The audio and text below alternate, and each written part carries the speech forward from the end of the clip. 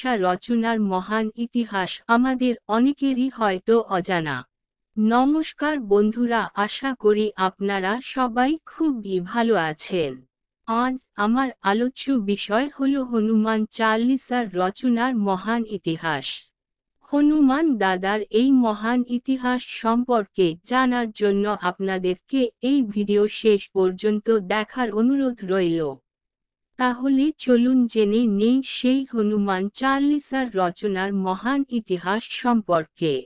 তুলসীদাস রচিত হনুমান চালিসা সঙ্গে আজ আমরা সকলেই পরিচিত এবং আমরা সকলেই প্রতিদিন পাঠ করে থাকি। কিন্তু আপনি জানেন কি এই রচনার পেছনের গোপন ইতিহাস? কেন এবং কোন পরিস্থিতিতে তুলসীদাসজি এই হনুমান চালিসা রচনা করেছিল? আজ আমরা হনুমান চালিসা ও তার রচয়িতার পরিচিতি, উদ্দেশ্য ও এর পেছনের ইতিহাস সম্পর্কে বিশদভাবে জানব, যা ইতিহাসের পাতায় কোথাও হারিয়ে গেছে। এবার আমরা জানব হনুমান চালিসা পরিচিতি। প্রথমেই বলে রাখি, হনুমান চালিসা রচনা করেছিলেন গোস্বামী তুলসীদাস। রচনা হয়েছিল ষোড়শ শতকে মুঘল সম্রাট আকবরের সময়কালে, সম্ভবত 1582 সালে। তবে হনুমান চালিসা রচনার সময়কাল নিয়ে পণ্ডিতদের মধ্যে মতবিরোধ রয়েছে। পণ্ডিতদের একটি অংশ মনে করেন যে হনুমান চালিসা অনেক পরে রচনা করা হয়েছিল। আবার একটি অংশ মনে করেন যে তুলসীদাসজির শৈশবে এটি রচিত। তবে সর্বাধিক সম্মত মত হল হনুমান চালিসা তুলসীদাসজি রচনা করেন 18 শতকের 8 দশকে। হনুমান চালিসা মূলত রচিত হয় অবধি ভাষায়। অবধি হল হিন্দি ভাষার একটি রূপ। এটি তুলসীদাস রচিত রামচরিতমানসের একটি অংশবিশেষ। সংক্ষেপে তুলসীদাস পরিচিতি। হনুমান চালিসা রচয়িতা গোস্বামী তুলসীদাসজির জন্ম হয় প্রয়াগের কাছে চিত্রকূট জেলার রাজপুর গ্রামে। তার জন্মসাল নিয়ে পণ্ডিতদের মধ্যে যথেষ্ট মতবিরোধ রয়েছে। অনেকগুলি সালকে বলা হয় তার জন্মসাল, যেমন 1545, 1554, 1532। বাল্মীকি সম্বত অনুযায়ী তার জন্ম 1554। পিতা আত্মারাম দুবে ও মাতা হুলসির ঘরে 12 মাস মাতৃগর্ভে থাকার পর জন্ম নেয় 32টি দাঁত যুক্ত 5.5 বছরের বালকের মতো আকৃতি যুক্ত এক নবজাতক। সন্তানের অমঙ্গলের কথা ভেবে মা হুলসি তার পিতার বাড়ির এক দাসী চুনিয়ার কাছে ছেলেকে গচ্ছিত রাখেন। কিছু দিন পরে চুনিয়াও মারা যায় ও বালক অনাথ হয়ে যায়। এরপরে অনাথ খুব দুঃখ কষ্টের মধ্যে ভিক্ষে করে দিন কাটায়। এরপরে অনন্তানন্দজির শিষ্য শ্রীনরহরি আনন্দজি এই বালকে খুঁজে পান এবং অযোধ্যা নিয়ে আসেন এবং নাম রাখেন রামবল্লা। সেই অযোধ্যাতেই তিনি রাম মন্ত্রে দীক্ষা নেন এবং বিদ্যা অধ্যয়ন করেন। সেখান থেকে কাশী চলে যান এবং দীর্ঘ 15 বছর বেদাঙ্গ অধ্যয়ন করেন। তারপর আবার ফিরে আসেন জন্মভূমিতে। সম্ভবত 1583 সালে বিবাহ হয় রত্নাবলীর সঙ্গে।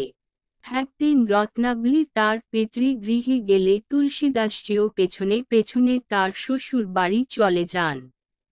সেই সময় তার স্ত্রী তাকে তীব্র ভর্ৎসনা করে বলেন, আমার মতো রক্ত মাংসের শরীরের মোহ ছেড়ে রঘুবীরের নামে জীবনকে সঁপে দাও।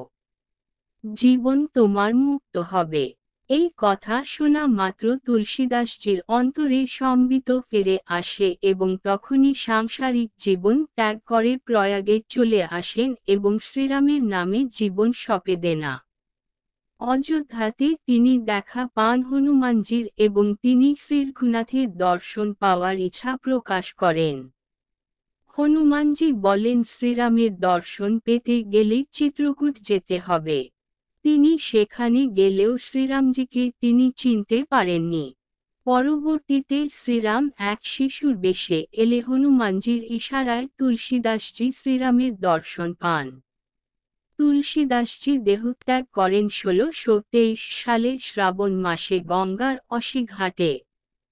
কথিত আছে তিনি ১২৬ বছর জীবিত ছিলেন। রামচরিত মানস যাকে তুলসীদাসজির এক অমর কীর্তি, যাকে তুলসীদাসী রামায়ণ বলা হয়। গোটা রামচরিত মানস তিনি শেষ করেন ২ বছর ৭ মাস ২৬ দিনে।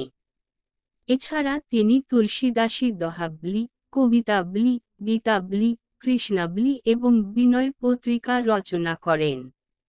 বারাণসীর সংকট মোচন হনুমান মন্দিরও তারই সৃষ্টি। এবার আমরা জানব হনুমান চালিসা রচনার ইতিহাস। ভারতে তখন মুঘল সম্রাট আকবরের রাজত্বকাল। ততদিনে তুলসীদাসজি এক সিদ্ধ পুরুষ হয়ে উঠেছেন। একবার তিনি এক গাছের নিচে বসে ধ্যান করছিলেন। এক মহিলা এসে তাকে প্রণাম করেন। তুলসীদাসজি তাকে সুখী হবার আশীর্বাদ করেন। আশীর্বাদ পেয়ে মহিলা কান্নায় ভেঙে পড়েন। তিনি মহিলাকে কান্নার কারণ জিজ্ঞেস করাতে মহিলা বলেন এইমাত্র তার স্বামী মারা গেছেন। তুলসীদাসজি বিন্দুমাত্র বিচলিত না হয়ে রাম নাম নেবার পরামর্শ দেন। মহিলা বাড়ি গিয়ে রাম নাম শুরু করেন, সঙ্গে উপস্থিত সকলেই রাম নাম করতে থাকেন। কিছুক্ষণ পরেই মৃত ব্যক্তি জীবিত হয়ে ওঠেন। এই রকম তিনি এর আগেও এক দৃষ্টিহীন ব্যক্তিকে দৃষ্টি ফিরিয়ে দেন। তার কীর্তি দাবানলের মতো চারিদিকে ছড়িয়ে পড়ে। এই খবর সম্রাট আকবরের কান পর্যন্ত পৌঁছায়। আকবর বীরবল ও টোডরমলকে পাঠায় খবরের সত্যতা যাচাইয়ের জন্য। তারা খবর নিয়ে এসে সম্রাটকে বলেন যে ঘটনা সত্য। আকবর তুলসীদাসজিকে রাজসভায় ডেকে পাঠান এবং কিছু চমৎকার দেখাতে বলেন। তুলসীদাসজি সেটা করতে অস্বীকার করে বলেন, আমি কোন চমৎকারী বাবা নই যে চমৎকার দেখাবো। চমৎকার দেখানেওয়ালা তো স্বয়ং শ্রীরাম, আমি নই। এই কথা শুনে সম্রাট আকবর প্রচণ্ড ক্রোধিত হয়ে তুলসীদাসজিকে আটক করবার নির্দেশ দেন এবং সেপাইরা তাকে ফতেপুর সিক্রেটে আটক করে রাখেন। তুলসীদাসজি বিন্দু মাত্র বিচলিত না হয়ে শ্রী হনুমান চালিসার রচনা শুরু করেন। হনুমান চালিসার রচনা যখন প্রায় শেষ, তখন ফতেপুর সিক্রি সমেত গোটা রাজধানীতে কয়েক লক্ষ বানর হামলা করেন। বানরের অত্যাচারে সম্রাট সহ রাজধানীর সকল নাগরিক অতিষ্ঠ হয়ে ওঠে। বিচক্ষণ সম্রাট আকবরের নিজের ভুল বুঝতে সময় লাগেনি। তিনি দ্রুত তুলসীদাসজিকে কয়েদ থেকে মুক্ত করেন এবং তার কাছে ক্ষমা প্রার্থনা করেন। তুলসীদাসজি মুক্ত হতেই বানরের উপদ্রব বন্ধ হয়ে যায়। সম্রাট আকবর আমৃত্যু তুলসীদাসের সঙ্গে মিত্রতার সম্পর্ক রেখেছিলেন। এবার আমরা জানব হনুমান চালিসার উদ্দেশ্য। বলা হয় হনুমান চালিসা পাঠ করলে সমস্ত সংকট দূর হয়ে যায়। এই হনুমান চালিসায় হনুমানজির ক্ষমতার গুণকীর্তন করা হয়। এরও কারণ রয়েছে। হনুমানজি ছোটবেলায় ধ্যানমগ্ন মুনি ঋষিদের খুব বিরক্ত করতেন। তাই তাকে মুনি ঋষিরা অভিশাপ দিয়েছিলেন যে তার ক্ষমতা বা শক্তি সম্পর্কে তিনি ভুলে যাবেন। অন্য কেউ তাকে তার ক্ষমতা না মনে করিয়ে দিলে তিনি তা প্রয়োগ করতে ভুলে যাবেন।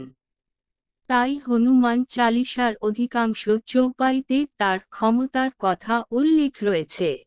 হনুমান চালিসা রচনার এই মহান ইতিহাস আমাদের অনেকেরই হয়তো অজানা। আশা করি এই গোপন ইতিহাস জানার পর আপনার হনুমান চালিসার প্রতি বিশ্বাস আরও বেড়ে গেল। তাই নয় কি? আজ এইটুকু বলে শেষ করলাম। হনুমান দাদার এমন সুন্দর ভিডিও দেখার জন্য আমার চ্যানেলকে লাইক ও সাবস্ক্রাইব করুন। ধন্যবাদ বন্ধুরা।